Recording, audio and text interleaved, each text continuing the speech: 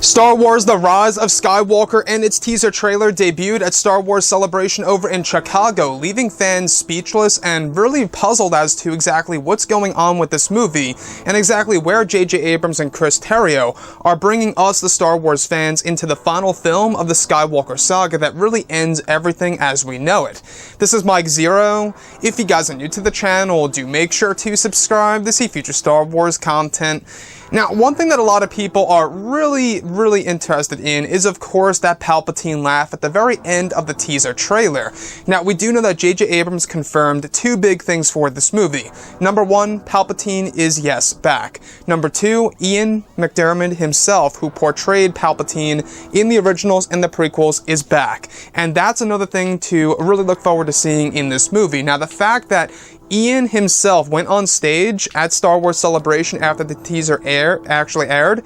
He actually said, "Roll it again." And the lights went red and people were going nuts. So to do all of this, to have Palpatine's laugh, to have Ian himself go on stage saying, "Roll it again," Palpatine is in no way, shape, or form going to be a minor role in this movie. He is indeed going to be quite significant, without a doubt. If Disney really pulled a 180 and they had Palpatine be a very minor role in this film, after hyping it up so much in the teaser and having Ian Mcdiarmid go on stage, it really wouldn't be the greatest move by themselves. So I want to go over a couple of reasons as to why Palpatine may very well be alive in this movie, even though some of the leaks that we have been going over so far haven't hinted at such, only holograms, dream sequences, and stuff like that.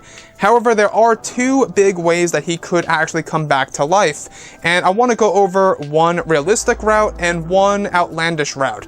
So let's go over the realistic route first. So first things first, if you guys actually go ahead and check out the Dark Horse Comics comic line back in the 1990s, by far one of my favorites within Star Wars Legends. I grew up with it. It's called Star Wars: A Dark Empire, and in that comic line, in case you guys have no clue, there is a moment in which Palpatine clones himself and he transfers his essence. His essence is basically his consciousness, right? His energy. His whole entire being is just energy. And he transfers into the last remaining clone as Luke Skywalker tries to destroy all of them. Mind you, there are multiple young clones of Emperor Palpatine that Luke Skywalker tries to destroy one by one. However, Luke accidentally lets one live. So Palpatine finds the last remaining one, he enters it, and he is now a young version of Palpatine, while still maintaining the old version of himself, the old voice, if you will, if you guys listen to the audiobook. So, hearing the old version of Palpatine doesn't necessarily exclude the fact that he could be in the form of a younger version of himself, in the form of a clone, by use of essence transfer and really making the use of essence transfer canon. Now, let's go to the more outlandish route, and this is something that I actually came up with that you guys may very well disagree with, and that's perfectly fine and okay.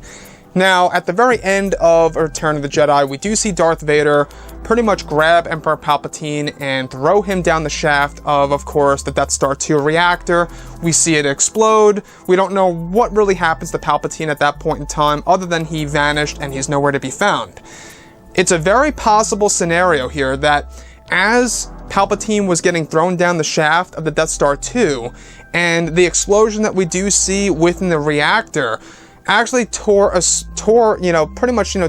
a whole entire thing through space and time, trapping Palpatine in a different realm that is going to be the quote-unquote beyond. In case you guys did not know and are just tuning in, the Beyond is a place that is going to be a major part of Episode 9, that is in fact associated with the Great Evil in this movie. So there is going to be a new threat in Star Wars Episode 9, in case you guys did not know, that is going to be connected to the Beyond. What in the world is the Beyond? We're not quite sure.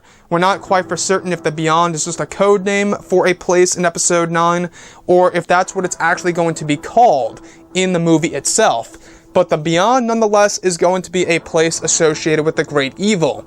And the fact that Palpatine is back, the fact that he is a part of marketing, it really makes one wonder, is Palpatine the actual Great Evil in this movie, and is he associated with the Beyond? And by far, this is something that J.J. Abrams probably would do, and I know that my idea there probably sounds a little outlandish and unrealistic to a lot of you guys, but that in and on itself would really devalue or change the sacrifice of Darth Vader at the very end of Episode 6, Return of the Jedi, and of course, turning back to the light side and doing something great for his son, only for Palpatine to come back to life, or to be a villain that never died and was always looming in the background. It really does make one wonder now, right?